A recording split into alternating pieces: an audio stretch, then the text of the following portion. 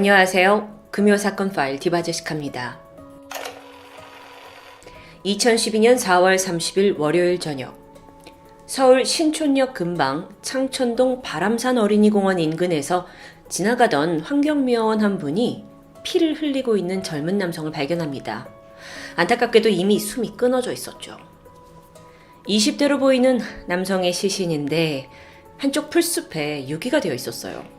근데 누군가한테 아주 심하게 맞은 듯 온몸이 상처와 피로 뒤덮여 있었죠. 심지어 장기 일부가 튀어나와 있었습니다. 한눈에도 너무 참혹한 상태였죠.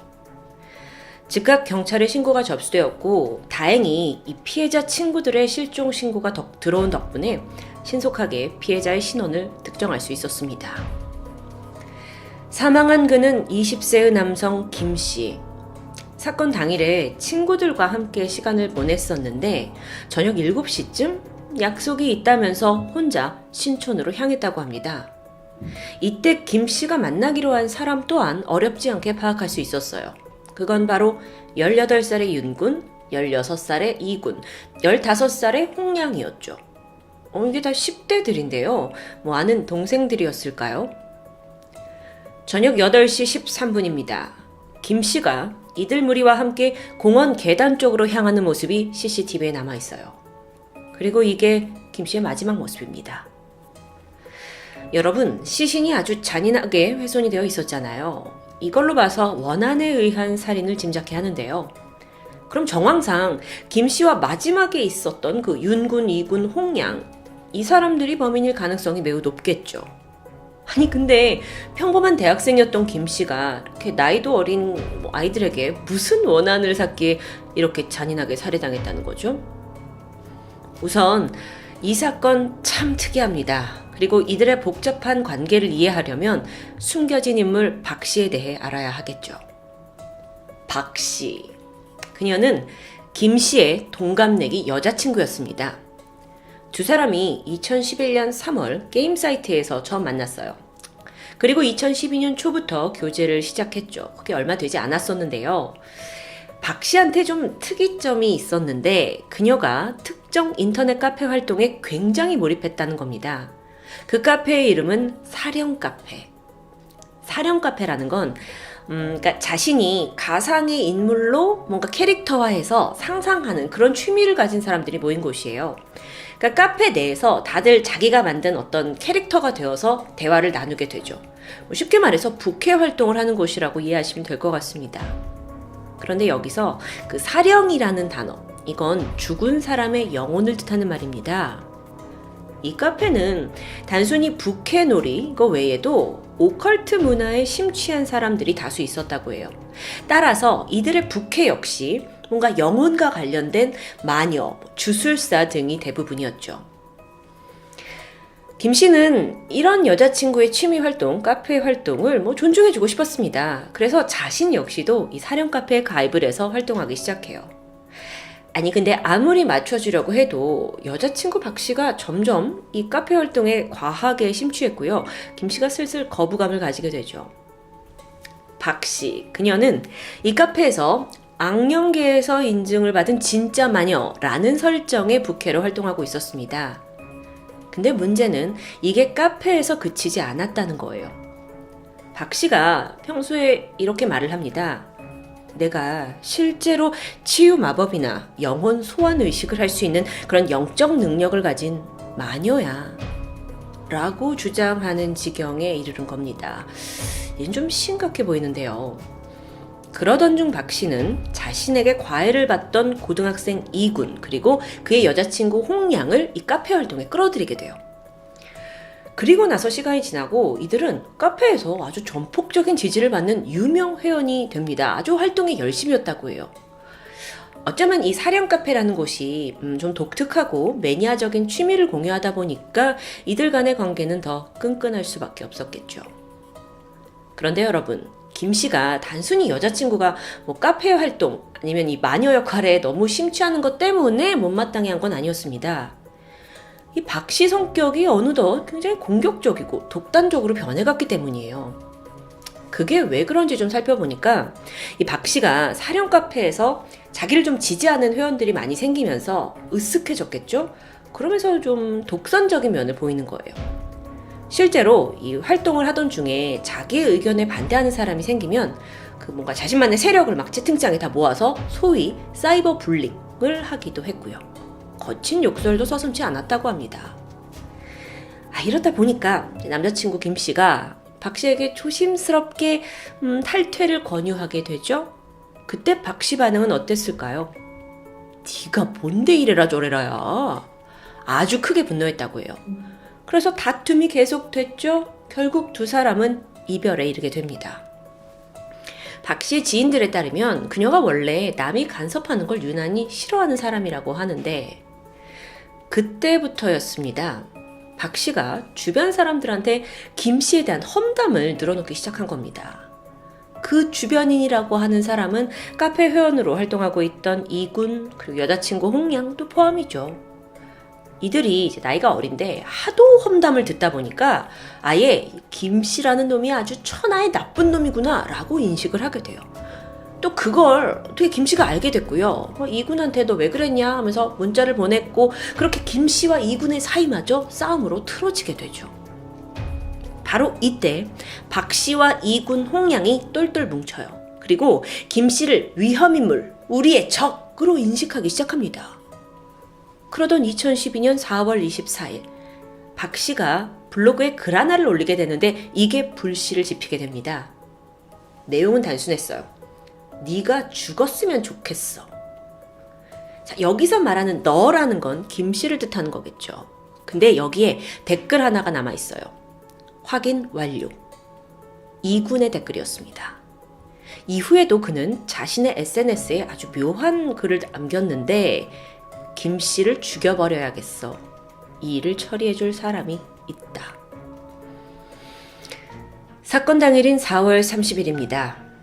피해자 김 씨가 먼저 그 옛 여친 박 씨, 그리고 또 이군 홍양에게 만남을 요청하게 돼요.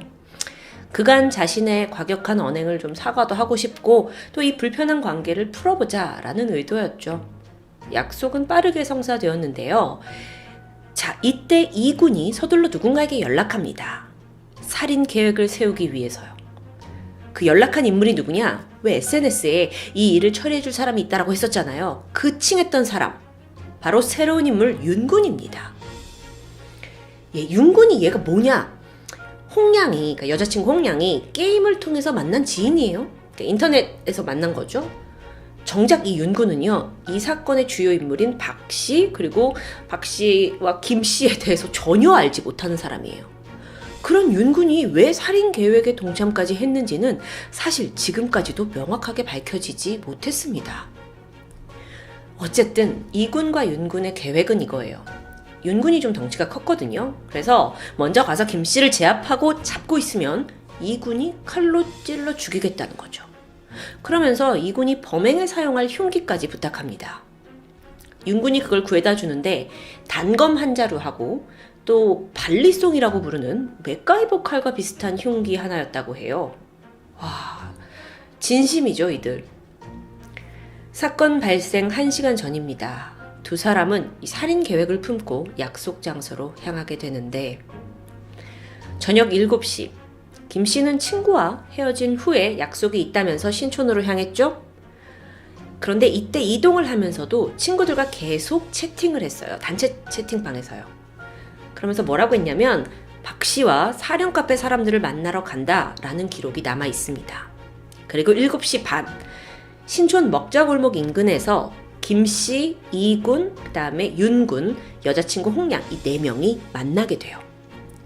그리고 나서 잠시 후 바람산에 있는 어린이 공원으로 향하는데 자, 이걸 더 정확히 말하자면 윤군, 이군, 홍양 이 3명이서 김 씨를 공원으로 유인한 겁니다. 이 공원이 신촌역 인근이잖아요. 그럼 거기가 굉장히 번화가인데 그럼에도 불구하고 이 공원은 굉장히 으슥하고 또 오가는 사람이 없는 곳이라고 합니다. 여기서 잠깐 이 약속 장소에는 박 씨는 등장하지 않았죠. 저녁 8시 13분입니다. 이때 김 씨가 그 친구들과 있는 단체 채팅방에 메시지를 하나 남기게 돼요. 골목길로 들어선다. 왠지 수상해. 그리고 나서 아무런 톡이 없는 겁니다. 시간이 좀 더 지나서 밤 10시가 넘어서 친구들이 야, 사령 카페 애들 만나고 깜깜무소식이다 라면서 뭔가 이제 걱정하는 대화를 남기고 있죠. 뭔가 수상하다는 김 씨의 메시지. 그건 그의 마지막 메시지가 되고 말았습니다. 윤군, 이군, 김 씨는 계단을 올라 공원의 위쪽으로 향했어요. 이때 홍양은 계단 아래에서 기다리겠다고 했죠. 그렇게 남자 셋이 딱 남았을 때 김 씨와 이군 사이에 말다툼이 시작됩니다. 둘 사이가 원래 좋지 않았으니까요. 그런데 사실 이 분위기는 살해할 타이밍을 잡기 위해서 일부러 막 부추겼던 거예요. 시비를 걸면서 분위기가 험악해지고 있는데 마침 김 씨가 가방에서 무언가를 꺼내려던 순간 이때다 싶었던 윤군이 김 씨 등 뒤에서 목을 조르면서 공격합니다. 완전히 무방비 상태였던 김 씨는 아무것도 할 수 없었죠. 그리고 이걸 보던 이군이 이때다 싶어서 망설임 없이 바로 김 씨를 찔러요. 무려 10번이나요.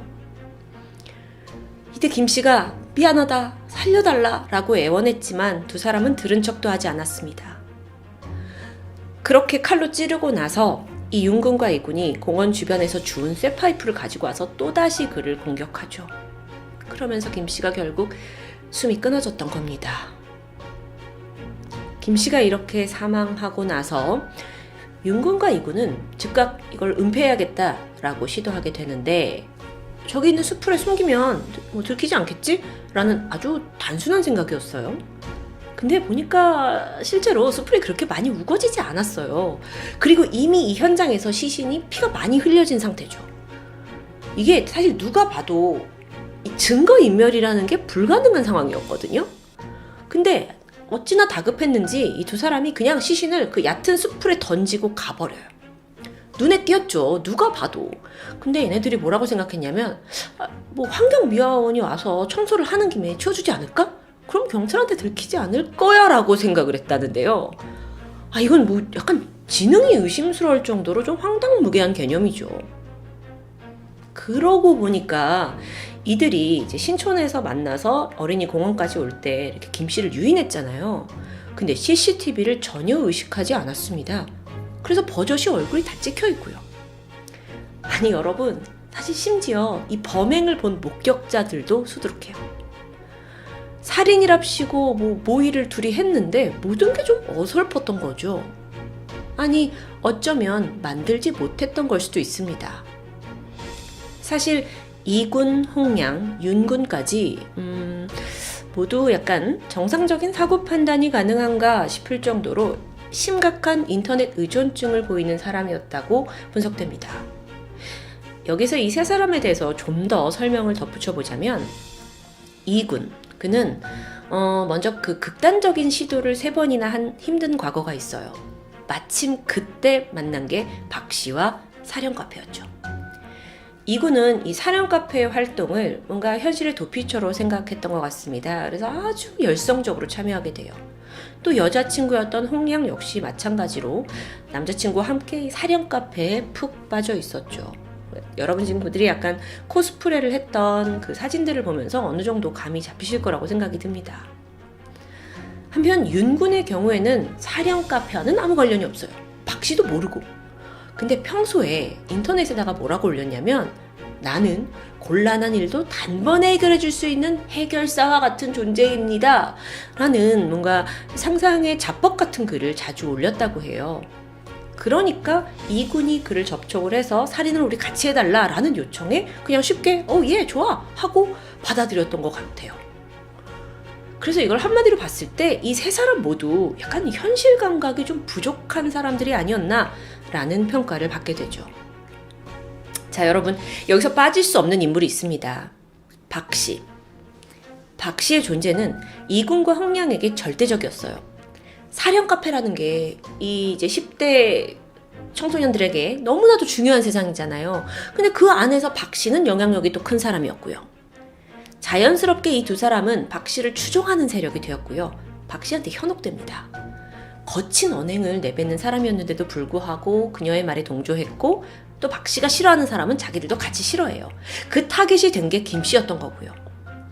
그들한테 김 씨는 우리 카페에서 박 씨를 탈퇴시키려고 하는 악마로 인지가 되었고요. 박 씨가 나 이제 죽여버리고 싶어 라고 말을 하면서 이 추종자들의 증오심을 가중시키게 되죠. 이 블로그에 죽여버리고 싶다라는 글을 남겼잖아요. 그리고 나서 이군이 댓글을 남겼고 이군이 뭔가 막 움직이려고 한 것을 박 씨는 알고 있었습니다. 하지만 말리진 않았죠. 어쩌면 그녀가 원하던 결과가 그거였을 테니까요. 사건이 일어나기 직전에 어떤 일이 있었나 조사를 해보니까 박 씨가 윤군, 이군, 홍양 얘네가 함께 있었다는 게 결국 확인됩니다. 그리고 애들이 챙겨온 흉기를 다 봤어요. 하지만 박 씨는 아무런 제재도 하지 않았죠. 그래놓고 사건 현장에는 셋만 보내고 자기는 빠져나갈 구멍을 만들기 위해서 자리를 피한 것으로 보입니다. 이 현장에는 아주 허술하게 은폐한 시신과 함께 CCTV 기록, 유류품까지 너무나도 명백한 증거가 참 많이 남아 있었다고 합니다. 그래서 범인 윤군과 이군은 24시간도 지나지 않아서 바로 체포되죠. 심지어 이때 이군은요, 그 살인을 저지른 직후에 여자친구 홍량과 함께 찜질방 데이트를 하고 있다가 경찰에 붙잡혔어요. 이걸 봤을 때 자신의 범행에 대해서 별다른 죄책감을 느끼지 못하는 듯해요. 그렇게 몇 주가 지났고 이 사건의 내막이 알려지면서 뒤에서 모든 걸 조종했던 박 씨, 그리고 망을 봤던 홍양 역시 살인 방조 혐의로 체포됩니다. 재판에선 박 씨가 내가 좀 홧김에 한 말이 이렇게 진짜 살인을 불러올 줄은 몰랐다 라면서 억울하다는 입장이에요. 재판이 이제 일어났고 그녀는 직접 살인의 가해자는 아니다 라는 이유로 징역 12년형을 받습니다. 그런데 이조차도 2심에서 징역 7년으로 감형이 돼요. 최종 판결에서 범인 윤군과 이군에게는 각각 징역 20년, 그리고 홍양에게는 징역 7년이 선고되면서 이 정말 유례없는 사건이 막을 내리게 되죠. 참, 제가 금요사건 파일 참 다양한 사건들을 다뤘지만 오늘은 정말 처음 접하는 사건이었습니다. 그 가해자 박 씨, 그녀는 자신의 말 한마디 한마디가 가해자들의 행동을 조종했다는 걸 분명 알고 있었을 겁니다. 그들을 부추겨서 김 씨를 살해하게 만든 거죠. 그녀는 정말 살아있는 마녀가 아니었을까요? 7년형을 선고받았으니까 지금쯤은 자유의 몸이 되어 있을 텐데요.